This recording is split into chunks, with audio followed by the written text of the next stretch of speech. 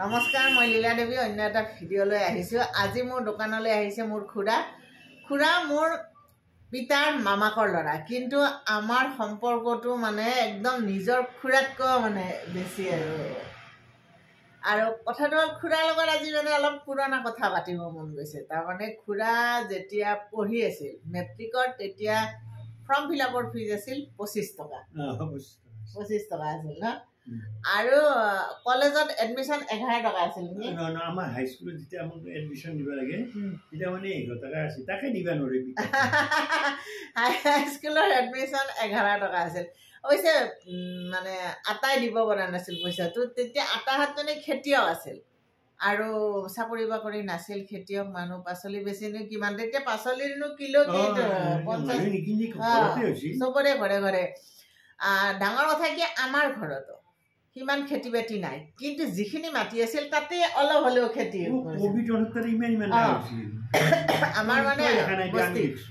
আমাৰ বস্তি মাটিখিনিত তাৰমানে পিতাই একফালে খেৰ, 12 মাহে খেৰ থাকিব, আৰু ইটো চাইডত থাকিব তোমাৰ এইটো কুহৰ খেতি, খেৰৰ খেতি আৰু বছৰৰ শাক পাচলিৰ খেতি মানে থাকিবই। কিন্তু একেখিনি মাটি এতিয়াও আছে, কিন্তু এতিয়া তাতে খেতি নকৰে।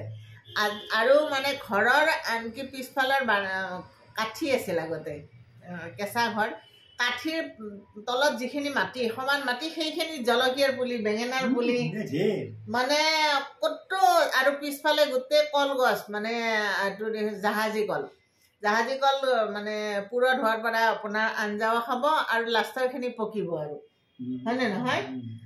মানুহবিলাক মানে যথেষ্ট কৰ্মী আছিল আৰু ঘৰৰ বস্তুৱে খাব বিচাৰিছিল। কিন্তু আজিকালি মানুহ বহুত এলেহুৱা হ'ল।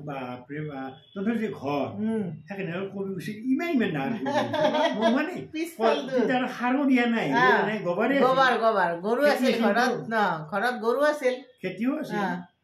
আৰু আমাৰ পিছৰ ফালে পিছত কি হ'ল, আমাৰ বেলেগ হোৱাৰ পিছত ঘৰটো এনেকুৱা, ঘৰৰ পিছফালে এতিয়া যিটো ৰাস্তা, তাতে চবৰে আমাৰ খেতি, তাতে মাজুমাহঁতৰ খেতি, তাতে গোটেই খেতি পিছফালে। কিন্তু পিছত এতিয়া কি হ'ল, মানুহৰ মিলবোৰ কমি আহিল, গতিকে নিজা নিজা ৰাস্তা লগা হ'ল, গতিকে খেতি গুচি তাতে ৰাস্তা এটা হ'ল। আৰু এতিয়া মানে কেনেকুৱা পৰ্যায় বস্তুবিলাকৰ। আৰু মাটিৰ কথাটো কি, ইমান বেছি মাটি আগতেও নাছিল, এতিয়াও নাই, কিন্তু যিখিনি আছে সেইখিনিৰ সদব্যৱহাৰ নাই।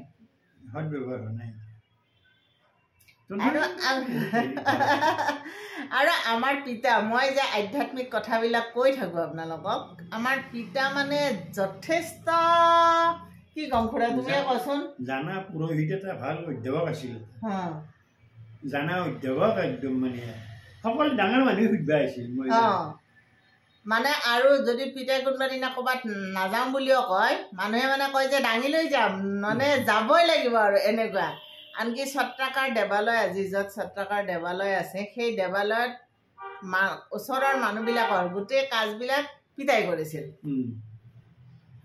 আৰু পাহাৰবিলাকত খোজকাঢ়ি, গুৱাহাটীৰ মাছখোৱাৰ পৰা ছত্ৰাকাৰলৈ খোজকাঢ়ি আহে পিতাই, আৰু নলবাৰীৰ পৰা ঘৰত খোজকাঢ়ি যায়, মানে এনেকুৱা। আৰু মানে এনেকুৱা, আৰু কি, চেণ্ডেল পিন্ধিব বেয়া পায়, চেণ্ডেল যে লাগে বান্ধিয়ে লৈ যাওঁ। আৰু ইমান আধ্যাত্মিক দিশটোত মানে ইমান নিয়ম মানি চলিছিল। সদায় নাভিৰ তলত মানে পানীত হেৰি কৰিছিল, জপ কৰিছিল।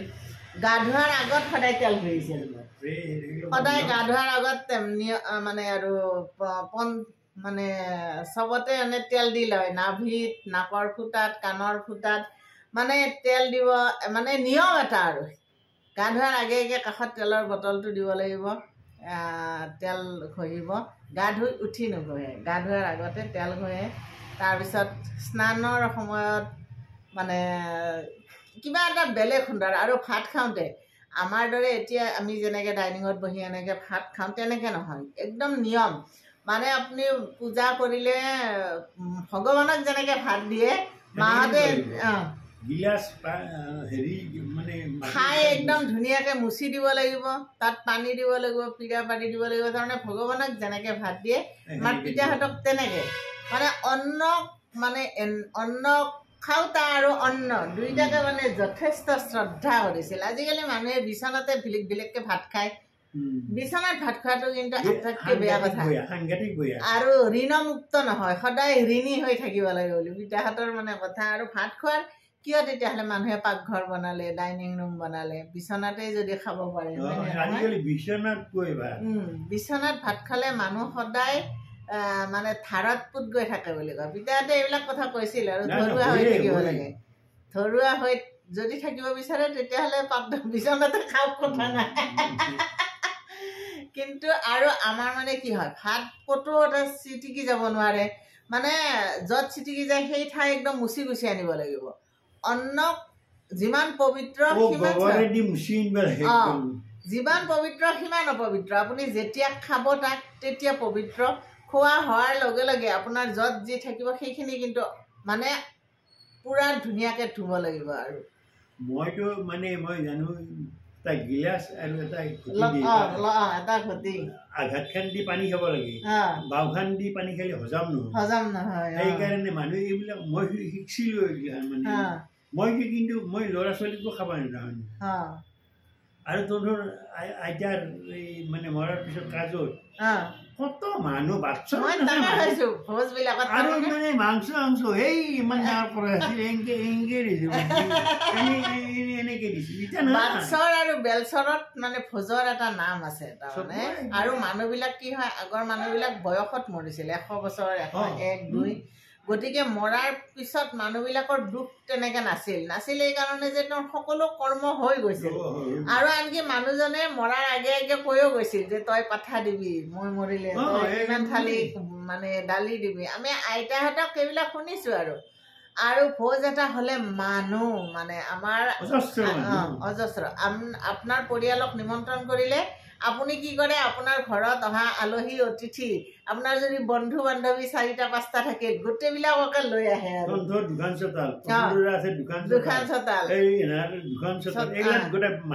মানুহ মানে 4-5খন চোতালত অকল মানুহক ভাতে খুৱায়, এনেকুৱা আছিল। আৰু আমাৰ পিতাহঁতৰ এটা কথা কি আছিল জানেনে, যে বছৰত এবাৰ কাৰোবাক অন্ন খুৱাব লাগে। মানে সপ্তাহ 15 দিনত মানে নোখোৱালে মানে সন্তুষ্ট নহয়। মানে মানুহক নোখোৱালে সন্তুষ্টই নহয়। ঘৰত মানে কোনোবা এজন সদায় থাকিলে ভাল পায়, আৰু নাথাকিলেও মানে কয় যে বছৰত এদিন ঘৰত পাত পাৰিব লাগে, মানুহখিনিক খুৱাব লাগে। আৰু সেই কথাটো ময়ো ভাল পাওঁ। ময়ো মানে আজিকালি মানুহ মাতিব লাগে, আগে মাতিবই নালাগিছিল। আমাৰ পিতাহঁতো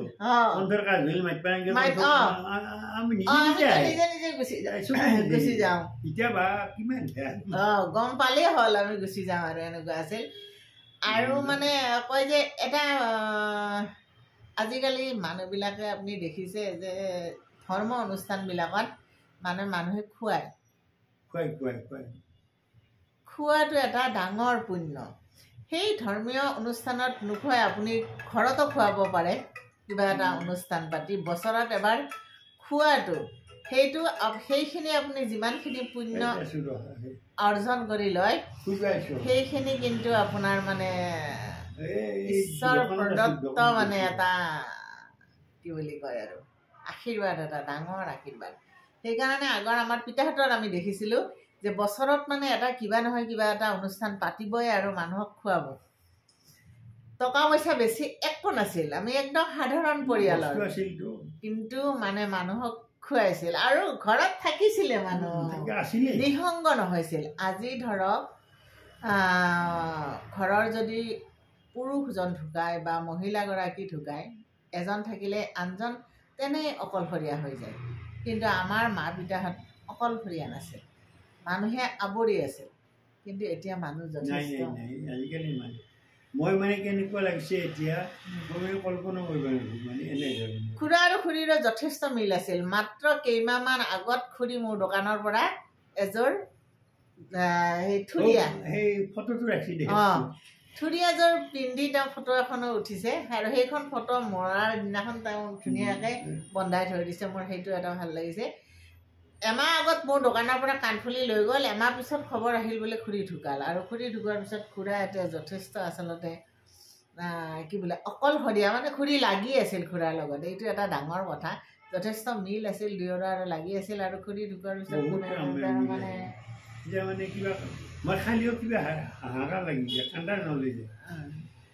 মানে সেয়া জীৱনৰ সেইটো এটা বহুত ডাঙৰ কথা খুৰী মানে এনেকে ছাটোৰ দৰে লাগি আছিল খুৰাৰ লগত এইটোতো আমি দেখিছোঁ য'তে যায় একেলগে যায় মানে প্ৰত্যেকটো খুৰাৰ খোৱা লোৱা চব মানে খুৰী মানে যোগান ধৰে আৰু আমাৰ মানে এটা মানে আমাৰ দৰ্শনবিলাকত কি জানে আমাৰ পিতা আগতে ঢুকাই গ'ল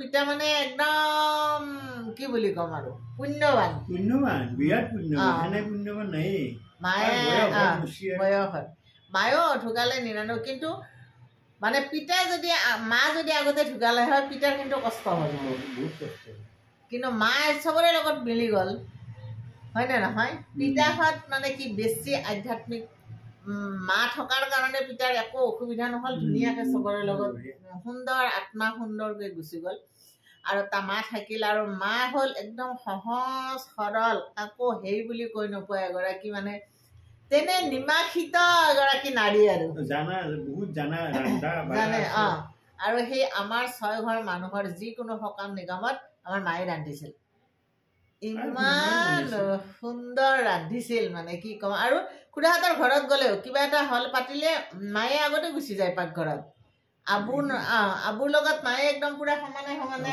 লাগে আৰু এইটো আগৰ মানুহবিলাকৰ সেইটো নাছিল মানে আলহীৰ ঘৰলৈ যায় যে বহি খাব সেইটো নাছিল আলহী ঘৰ মানে গৃহস্থৰ লগত সমানে চব কামত লাগি গৈছে আগৰ মানুহখিনি বৰ এটা হাৰি আছিল মিলা প্ৰীতিটো আৰু চবেই নিজক মানে চবকে আপোন বুলি ভাবিছিল আৰু মোৰ মানে সেই কথাটো সাংঘাতিক ভাল লাগিছিল আৰু এটা ভাল লাগিছিল যে কোনো দুখীয়া মানে অকৰা এই ধৰণৰ এটা নাছিল বহুত জানা এতিয়া তো মামাথেৰ ঘৰ খায় কিমান মানে জ্ঞানী মানুহ আমাৰ আটাইতো পদূলিত কোনোবা থিয় হলে মানে ভূত ভৱিষ্যত চব কৈ দিব পাৰিছে আৰু নহয় আৰু বহুত কথাই জানিছিল এতিয়া আমাৰনো কি কিন্তু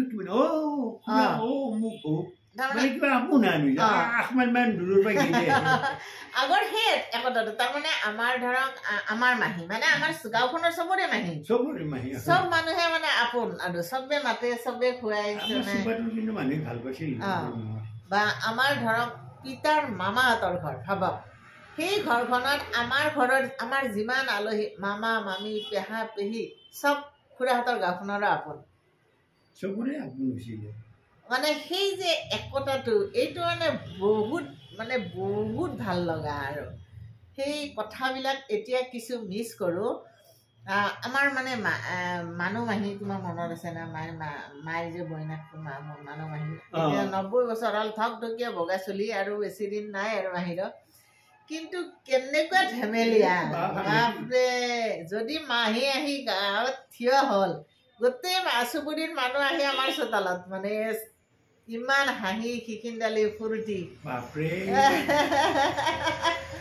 মানে সঁচাই আৰু আপুনি এনেকুৱা মানুহ হ'ব লাগে যে আপুনি ক'ৰবাত নগ'লে আপোনাৰ অনুপস্থিতি অনুভৱ কৰে ধৰক আজি ঘৰত কিবা এটা পাতিলে আপুনি যদি নাযায় আপোনাৰ অনুভৱ তেনেকুৱা মানুহ হ'ব লাগে হয়নে আৰু চবৰে লগত মিলি জুলি জীৱনটো মানে কেইদিনীয়া ছুটি জীৱন আজি খুৰী হাঁহি আছিল ফটকে গুচি গ'ল মানে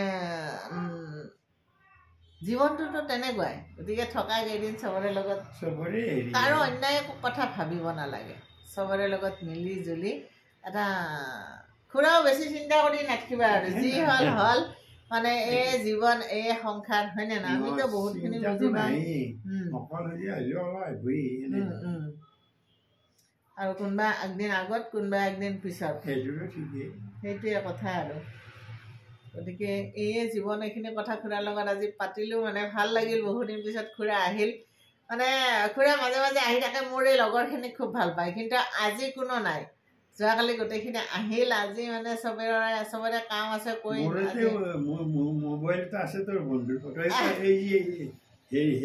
বুলি শিকাইছিল যে যোগা বুলিয়ে যোগা তাৰমানে তাই এতিয়া আৰু যোগা শিকায় 6টা বজাৰ পৰা তাই ক্লাছ থাকে গতিকে আজিকালি সেনেকে আহিব নোৱাৰে যোৱাকালি আহিছিল এদিন বন্ধ থাকে তেনেকুৱা আৰু ঠিক আছে কুম্ভমেলাত যোৱাৰ কাৰণে মোক কিমানেই ফোন কৰি আছে মই কিন্তু ভাৰতবৰ্ষখন গোটেই ঘূৰিছোতো গৈছে যাম লগে শৰ্মা যাম লগে মোৰ অসুখ গৈছে কিন্তু বহুত এবাৰ গৈছে বহুত গৈছে মই হেৰিটো ফ্ৰীত কৰিলো আমাৰ অসমৰ পৰাও তাতে কেইটামান টেণ্ট বনাইছে মহাপুৰীয়া মানুহ বনাইছে আমাৰ হেৰিলৈ যাব পঞ্চকন্যা ধামৰ পৰাও এটা গ্ৰুপ গৈ তাতে এটা টেণ্ট বনাইছে নেকি সেইটো ভাল কিন্তু গতিকে ভাল লাগিল লগ পাম ধন্যবাদ